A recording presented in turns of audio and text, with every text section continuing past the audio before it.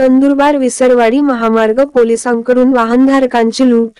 नंदुरबार जिल्ह्यातील विसरवाडी महामार्ग पोलिसांनी वाहनधारकांकडून सर्रासपणे लूट करतानाचा एक व्हिडिओ समोर आलेला आहे।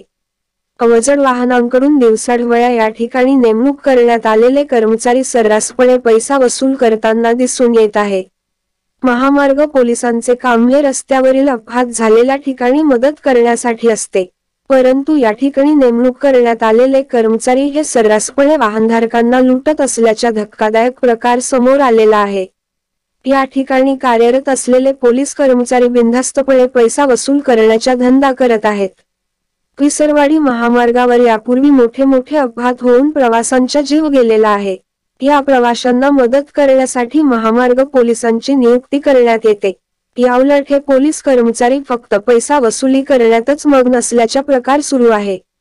तरी वरिष्ठ अधिकाऱ्यांनी याकडे लक्ष देऊन कारवाई करण्याची मागणी वाहनधारकांकडून करण्यात येत आहे।